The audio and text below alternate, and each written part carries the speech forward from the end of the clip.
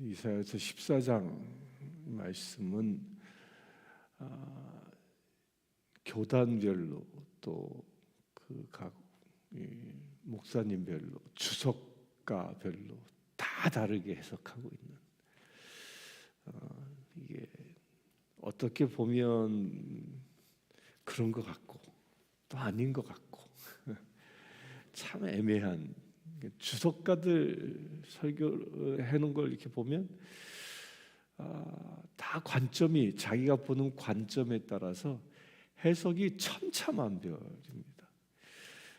저도 이 말씀은 지금 이틀이 넘게 보고 있는데, 어제는 제가 배탈이 나가지고 아침에 못 나왔는데 덕분에 조금 더 길게 이 말씀을 더 볼 수 있어서, 그저께는 제가 이제 주석을 주로 이렇게 많이 보고 말씀 보고 하다가, 이제 어제는 도대체 이걸 가지고 딴 목사님들은 어떻게 설교했을까 이제 싶어가지고요, 6분의 설교를 들어봤나 이렇게 쭉 들어봤어요. 근데 다 틀려.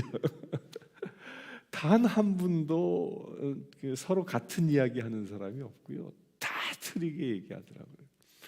근데 이제 하나 찾은 거는 뭐냐면, 장로교 목사님들은 이제 하나 통일되게 얘기하는 게 있더라고요. 장로교 목사님들은 12절의 말씀 계명성에 대해서는, 장로교 목사님들은 자기 나름대로 장로교단이 가지고 있는 신학인지 모르겠는데 이게 통일되게 얘기하는 게 있었고, 나머지 교단 사람들은 다 다르게 얘기합니다.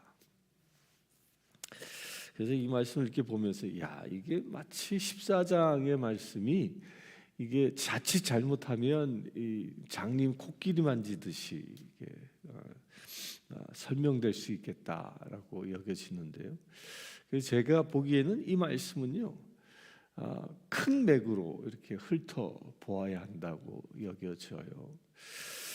이 14장의 말씀을 어떻게 보아야 하느냐?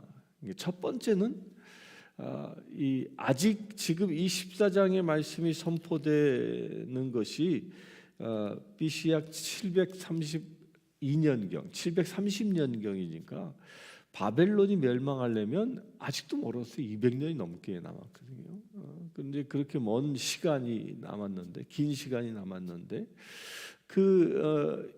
이 14장은 유대 백성들이 바빌론이라는, 지금 현재는 아수르 시대거든요. 아수르를 무너뜨리고 새 강국이 나오는데 그것이 바벨론이고, 그 바벨론에 의하여 유대 백성들이 포로로 잡혀갈 것이다. 그 포로로 잡혀간 이후에 하나님께서는 그 바벨론을 심판할 것이다. 바벨론뿐만 아니라 아수르, 또 까짝까짝하면서 이스라엘을 끊임없이 괴롭혔던 블레셋까지도 하나님께서는 심판할 것이다 라는 그 1차적인 예언입니다. 이 예언은 실제로 이루어졌습니다.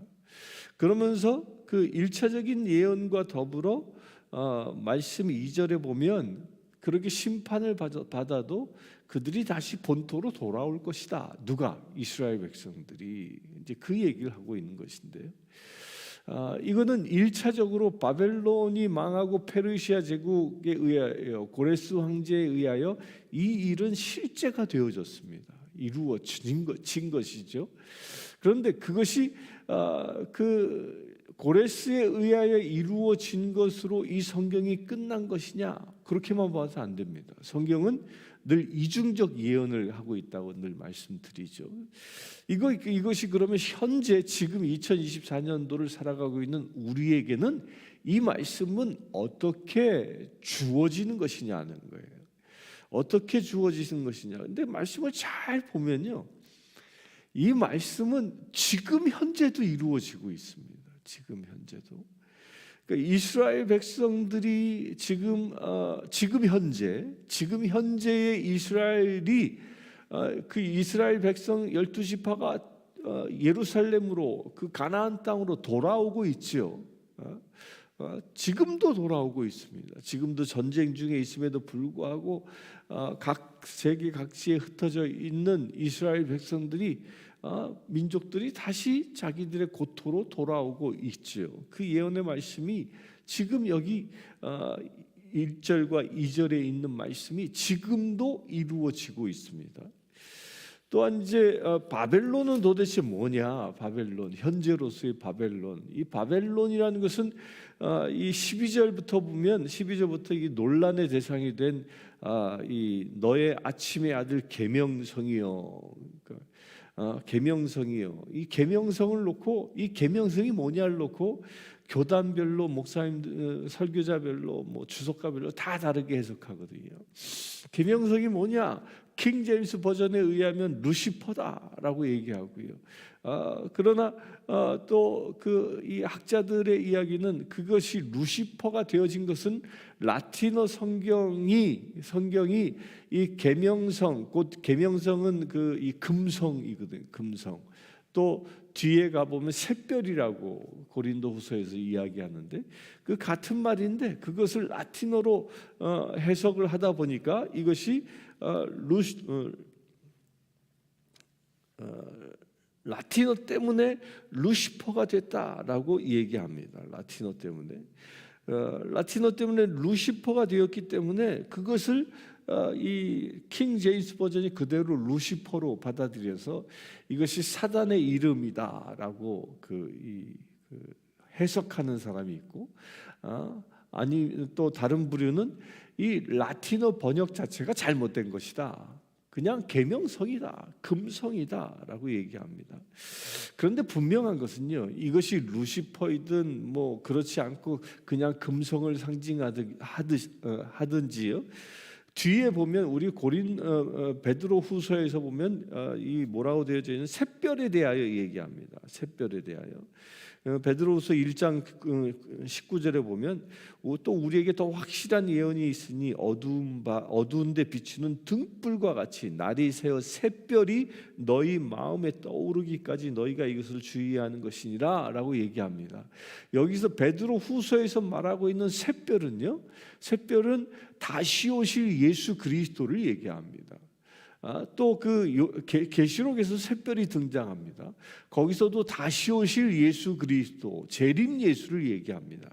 그런데 이사야서 14장 이 12절에서 말하고 있는 이 계명성은요, 다시 오실 예수가 아니라 똑같은 금성을 표현하고 있지만 이건 누구를 표현하고 있어요?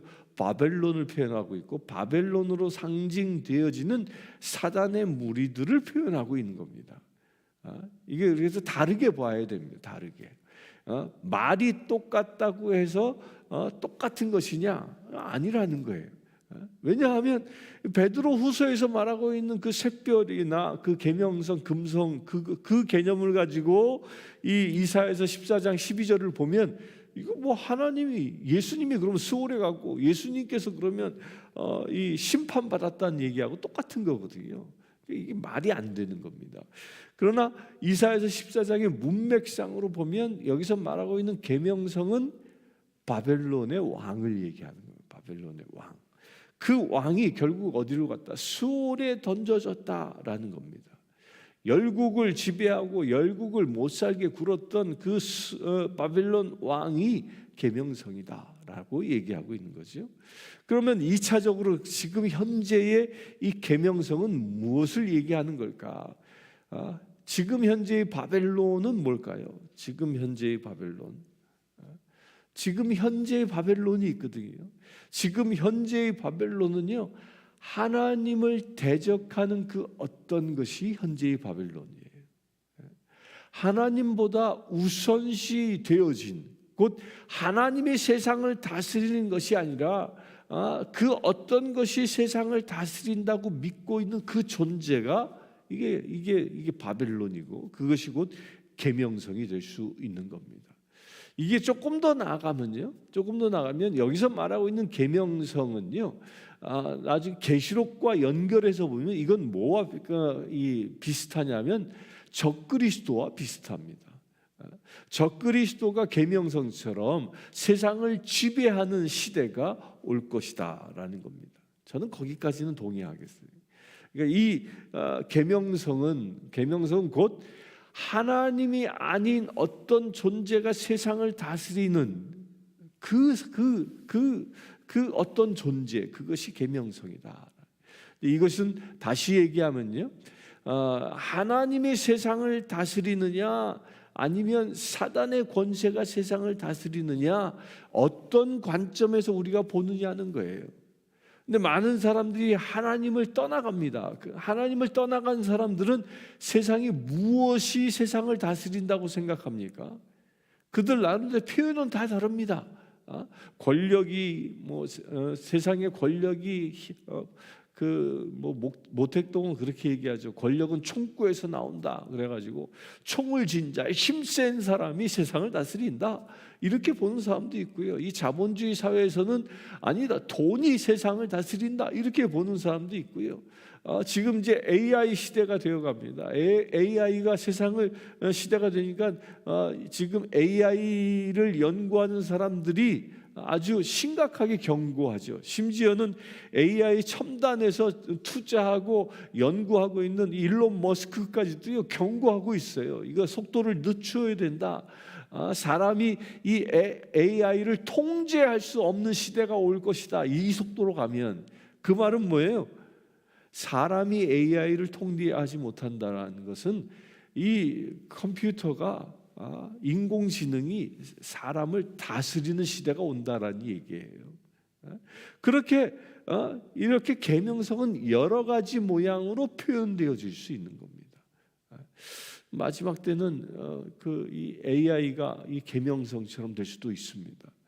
우리 너무도 유명한 터미네이터라는 영화에 보면 거기서 그 얘기가 나오죠.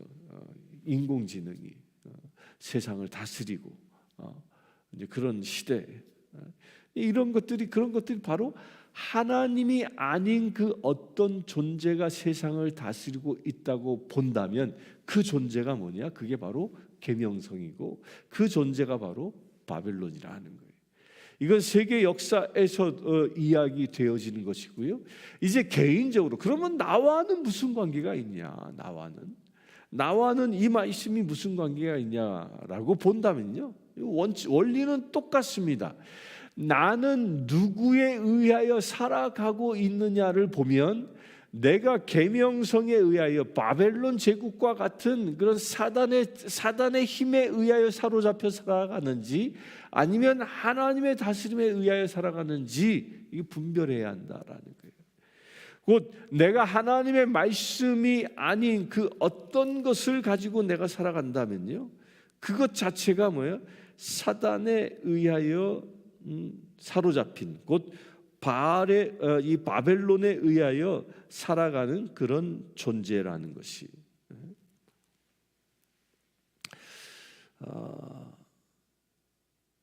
그 바벨론에 의하여, 곧 계명성에 의하여 사로잡혀 있는 그 이유, 내가 그러면 계명성에 의하여 사탄에 의하여 사로잡혀 살아가고 있는지 아니면 하나님의 말씀에 의하여 살아가고 있는지, 그것을 어떻게 분별할 수 있는가?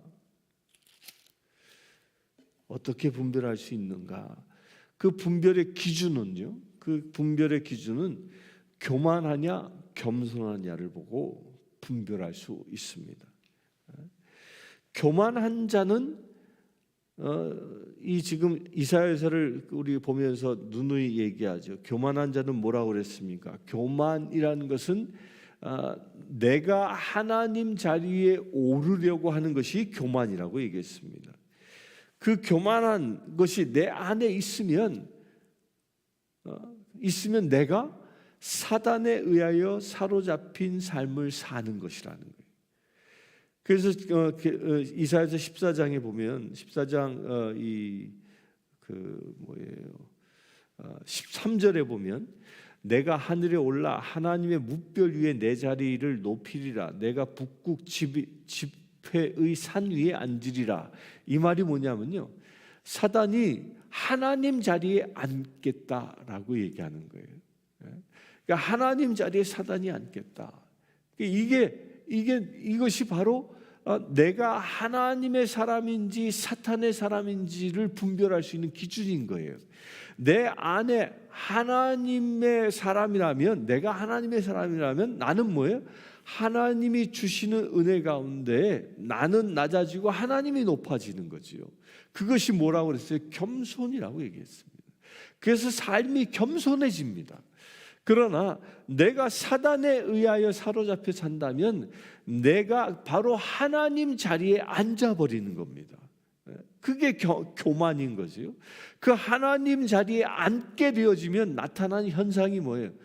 하나님 자리에 앉으면 어떻게 될까요? 그것이 사단이 하는 일인데, 사단은 하나님 자리에 앉아서 사람들을 어떻게 고발하고 정죄합니다. 그 사탄의 다른 말이 뭐예요? 고발자인 거지요. 성령 하나님의 다른 말은 뭐예요? 보혜사, 돕는 자예요. 겸손한 자를 도와서 하나님 자리에 하나님과 함께 살아가도 인도하는 거지만, 사단은 뭐예요? 끊임없이 우리를 고발하고 정죄합니다. 그리하여 내 안에요, 사단의 영이 있다면 이런 현상들이 나타나는 거예요. 누군가의 허물이 보이고요, 그 허물을 고발하고요, 그 허물을 소문내고요, 그 허물을 정죄합니다. 이게 내 안에 사단이 있을 때 나타나는 현상인 거예요. 그러나 하나님의 영이 내 안에 충만하면 어떻게 할까요? 누군가의 허물을 보면 덮어줍니다. 누군가의 아픔을 보면 같이 아파합니다. 누군가의 슬픔을 보면 같이 슬퍼하는 거예요. 그러나 내 안에 사단의 영이 있으면요, 누군가의 허물을 보면 어떻게 해요? 그걸 들추어냅니다. 찔러댑니다. 허물을. 그 아픔을 보면 어떻게 합니까? 내가 그럴지 알았다. 심판합니다. 슬픔을 보면 뭐합니까? 슬픔을 보면 놀려댑니다. 그게 사단의 영이 가지고 있는 그런 현상들인 겁니다. 내가 하나님의 영에 사로잡혔느냐, 이 계명성, 여기 12절에서 말하고 있는 계명성으로 대표된 사단의 영에 사로잡혀 있느냐, 바로 이것을 보면 분별하는 겁니다. 내가 고발자로 살아가고 있다면 안타깝게도 나는 수월에 던져질 사단이라는 거예요. 그러나 내가 겸손히 보혜사 성령님과 더불어 돕는 자로, 사랑하는 자로, 섬기는 자로 살아가고 있다면 나는 하나님의 영에 속한 자라는 것입니다. 사단의 영에 속한 자가 가는 곳이 어디라고 얘기했습니까? 스올이라고 얘기했어요. 스올. 바벨론 대제국, 그 바벨론 왕도 스올에 간다라고 얘기합니다. 그래서요, 이 말씀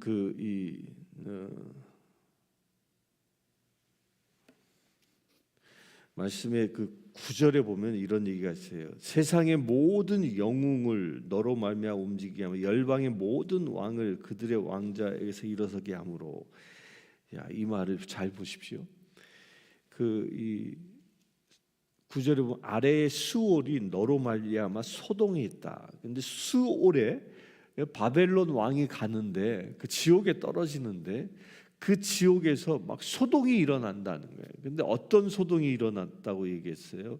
열방의 모든 왕을 그 왕자에서 일어서게 함으로. 그러니까 열방의 모든 왕들이 다 어디가 있는 거예요? 어디가 있어요? 수올에가 있다라는 거예요. 수올에. 참 놀랍지 않습니까? 우리는 세상을 살아가면서 다 자기가 왕 되려고 해. 심지어 나라의 한 국가의 왕은 못 되더라도 골목 대장이라도 되고 싶어해요. 특히 남자들이 그래. 남자들이 조금만 가지고 있으면 그거 가지고 뽐내려 하고 왕 노릇하려고 합니다. 그런데 그렇게 왕 노릇하려고 하는 자들이 가는 곳이 어디예요? 왕 노릇했던 사람들이 모여 있는 곳이 있어요. 그곳이 어디예요? 이사야서 말씀하면 그게 스올이라는 거예요. 스올이라는 거예요. 여기 이사야서에서 표현하고 있는 스올에는 그런 왕노릇했던 자들이 바글바글 있는 거예요. 그런데 겸손히 종노릇하며 낮은 곳에서 섬긴 자들은 어디에 있을까요? 주의 나라에 가 있는 거예요. 이게 반전인 겁니다. 우리는 보통 세상에서 왕같이 살려고 합니다. 그 왕같은 제사장의 직분은 우리가 어느 때 이룰 수 있습니까? 그건 새하늘과 새 땅이 임할 때 그때 가는 거예요. 그러나 이 천년 왕국 새하늘과 새 땅이 임하기 전까지는 우리는 어떤 존재로 살아야 되는 거예요? 섬기는 자로, 종의 모습으로 사는 것입니다. 네, 왕 같은 자로 세상을 지배하고 누군가를 억압하고 누군가를 압제하려고 하는 그런 삶이 내 안에 조금이라도 있다면 내가 가는 곳은 안타깝게도 스올이라는 겁니다.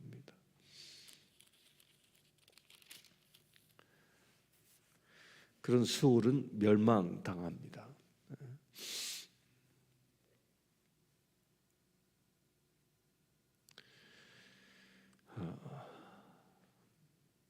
그리고 바벨론이 멸망하고 이게 지금 순서가 조금 다른데요. 24절에 아수르를 파하시리라라고 얘기합니다. 근데 역사적으로 보면 아수르가 먼저죠. 아수르가 먼저고 바벨론이 후대입니다. 그런데 이사야서는 순서를 바꾸었어요. 여기도 특별한 의미가 있는 겁니다. 바벨론은 아수르를 멸망시키고 이스라엘 백성들을 포로로 잡아갔던 그 아수르임과 동시에 뭐라고 얘기했죠? 사단이 지배하는 세상을 얘기한다. 대표를 얘기한다. 그래서 바벨론 후대에 이 요한 계시록에서도 바벨론이 등장하지요. 이 세상을 바벨론으로 표현합니다. 그래서 이거 유념해 볼 수 있어야 됩니다. 그러면서 이제 아수르를 파하는 이야기가 나오고요. 또 블레셋을 소멸시킨다라고 얘기했는데 아수르는 누구를 멸망시킨 나라죠? 북이스라엘을 멸망시킨 나라고요. 또한 블레셋은 왜 그런 것이냐면 블레셋은요 28절에 아하스 왕이 죽던 해에 이 경고가 임하니라. 그러니까 아하스 왕이 아수르가 쳐들어 동맹을 맺어도 전쟁을 일으키기 힘들게 하니까 누구한테 가서 빌붙었냐면 이 블레셋에 가서 나 좀 도와줘 그랬거든요. 블레셋은 결코 이스라엘 편이 될 수 없다라는 겁니다. 근데 이것은 지금 시점에서 보면요, 이 28절부터 32절까지는 지금도 이루어지고 있습니다. 지금 블레셋으로 지칭되어지는 것이 어디냐면 가자지구예요. 가자지구. 지금 하마스하고 전쟁하지요. 이 가자지구에 살고 있는 사람들이 완전 지금 초토화되고 있지요. 그런 일이 지금도 일어나고 있다라는 겁니다. 우리 이 역사적인 이야기를 통하여 나를 성찰해 볼 수 있게 되길 바랍니다. 내 안에 혹여 블레셋이나 또 아수르나 이 블레셋과 같은 그런 영역이 있진 않은지, 하나님의 영에 의하여 늘 겸손히 살아가는가, 아니면 바벨론처럼 높은 자리에 오르려 하고 바벨론처럼 교만해지려고 하는 내 안에 그런 사단의 영이 있진 않은가 스스로 살펴보고요. 그런 영역들이 조금이라도 내 안에 보여진다면 예수님의 보혈로 씻어버리길 바랍니다. 온전히 겸손해져서 스올의 주인이 아니라 하나님의 나라의 주인 되어지는 거룩한 저와 여러분들 되시길 축원합니다. 함께 기도하겠습니다. 주 아버지 하나님, 하나님을 찬양합니다. 오직 하나님만 높이며 살아가기를 원합니다. 내 안에 바벨론처럼 되려 하는 그런 악한 영의 영향력들이 있다면 그 모든 것들을 예수 이름으로 끊어버리길 원합니다. 그래서 내 안에 겸손이 사라지고 내 안에 교만이 사라지고 오직 내 안에 겸손이 충만해지기를 원합니다. 주여 역사하여 주시옵소서. 겸손한 자, 우리가 겸손한 자 되어져 늘 둘로스의 삶을 살아갈 수 있는 거룩한 믿음의 제를 되게 하여 주시옵소서.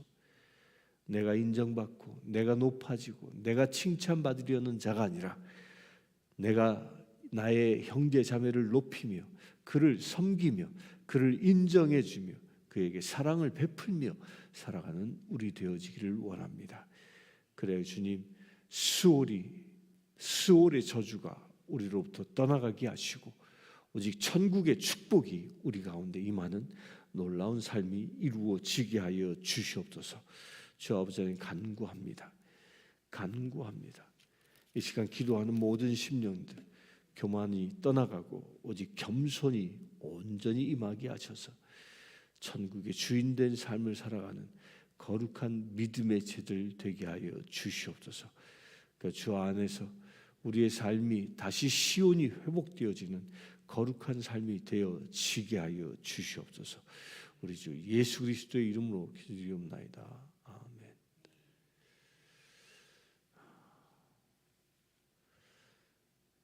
이 시간 세상은 점점점 더 바벨론과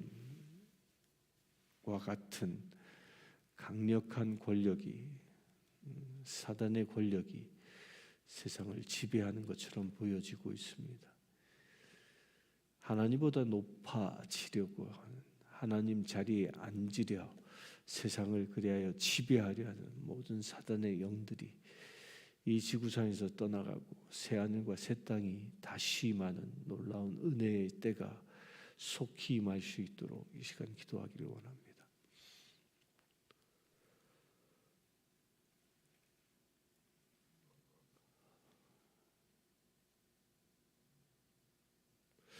주 아버지 하나님,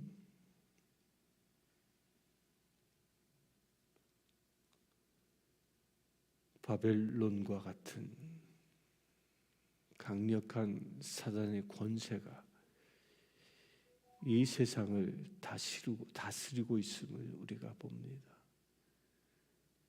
하나님 자리에 앉으려고 하는 적그리스도와 같은 영들이 이 세상을 지배하고 있음을 우리가 봅니다. 아니, 한 개인을 붙잡고 있음을 우리가 봅니다. 주님, 이 사단의 영향력으로부터 우리가 승리하기를 원합니다. 사단은 끊임없이 온 세상을 저 스올로 끌고 가려 하지만 주님의 놀라운 구원의 계획 가운데에 성령님의 인도하심으로 온 세상이 구원되어지기를 원합니다. 주의 나라를 향하여 나아가기를 원합니다. 주여 불쌍히 여겨주시고 인도하여 주시옵소서. 이 세상을 구원하시기 위해 세상 곳곳에 주께서는 교회들을 세워주셨사오니 아버지 하나님, 교회가 온전히 다시 일어서게 하여 주시옵소서. 이 바벨론과 같은 제국 가운데에 다시 일어서 주의 나라를 선포할 수 있는 놀라운 은혜가 일어나게 하여 주시옵소서. 주님, 교회가 교회 되기를 원합니다. 교회가 다시 깨어 일어나 이 땅 가운데 구원의 복음을 온전히 선포하는 놀라운 역사가 일어나기를 원합니다.